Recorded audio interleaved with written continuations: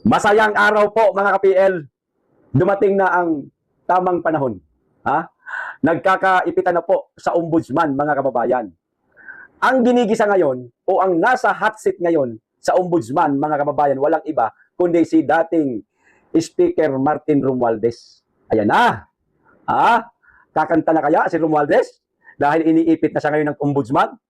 At ang masaklap pa ho mga kababayan, ginamit po ng ombudsman ang naging testimonya ng dating 18 Marines.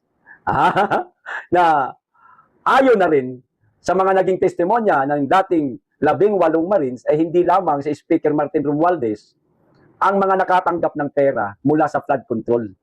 Si Saldico, yan, ibang mga senador at ilang mga kongresista. Pero sa ngayon, mga kababayan, dito muna tayo kay Martin Romualdez. Kasi siya na po ang nasa hot seat, mga kababayan eh. O ito ho, ang kanyang pag-question, mga kababayan, sa ombudsman. Hindi ho nakatiis si Romualdez. Kinwestiyon niya ang ombudsman. Kulang na lang, banatan niya eh. Eh kung ako, si Romualdez, aba, hindi ko ho palalagpasin itong tila, panggigipit sa akin. Kung ako, si Romualdez, ano ho, mga kababayan, dapat hindi ako papayag na ako lang ang makukulong. Ikakanta ko, yung pinsan ko na mastermind. Di ba? Oy, former Speaker Martin Romualdez, naku, wag kang pumayag, sir, na ikaw lang.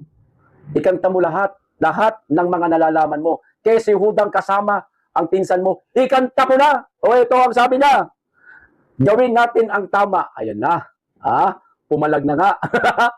Kinuwestiyon ni dating House Speaker Martin Romualdez ang paggamit ng Office of the Ombudsman sa testimonya ng 18 ex-bodyguards para sa isinagawang investigasyon sa kinakaharap ng flood control complaints, mga kababayan.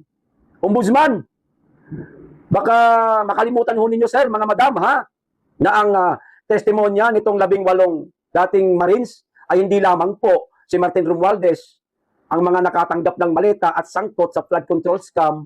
Hindi lamang po si Martin, marami pa.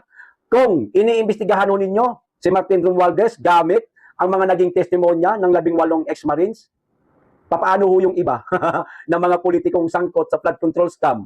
Sana umabot din po sa kanila ang investigasyon mga madam at sir.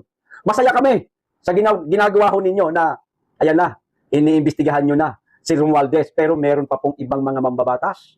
Nasa Senado yung iba naman, nasa Kongreso, at higit sa lahat, di umano yung Pangulo mismo. Sabi ni Saldico, eto pa ito ba ang patas ng investigasyon? Sabi ni Romualdez yan, mga kababayan. Mga testigong ibinasura na, kinasuhan pa ng cyber libel at perjury, gagamitin pa rin para lang ituro ako at ako lamang sa ni Romualdez.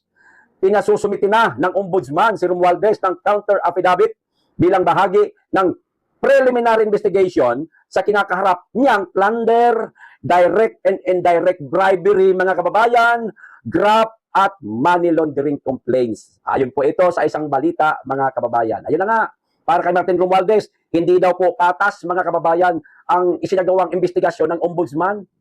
Kasi daw, itong dating 18 Marines, ibinasura na daw. Ayan meron di umanong kinakaharap na cyber libel. Sinampahan pa ng kasong perjury.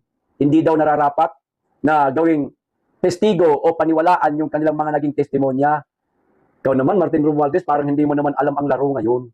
Kung sino ang nagsasabi ng totoo, ipinakukulong, kinakasuhan. Naturalmente, etong 18 ex-Marines, nagsasabi ho ng katotohanan, Sir Romualdez, na kayo ay sangkot sa flood control scam. Maging yung pinsan mo rin di umano, Pangulo, mga senador at kongresista, sangkot. Ano ba nangyari sa mga lumalaban sa korupsyon? Tulad ni Marcoleta, Martin Romualdez, Martin Romualdez, ano nangyari kay Marcoleta? Kay Mike Defensor, kay Jinggoy Estrada? Ibagay sila lumalaban sa korupsyon, kinasuhan hanggang sa makulong. Ngayon, di umano, umuugong na si Alan Peter Cayetano at Robin Padilla, isusunod na. Kani-kanina lang lumabas, nakakasuhan na rin di umano si Ligarda at ang anak niya na si Leandro Libiste. Sila po ang lumalaban, Martin Romualdez, sa korupsyon, lalong-lalo na sa flood control scam na yan. Kinakasuhan na. Ganon din ang nangyari sa 18 ex-Marines.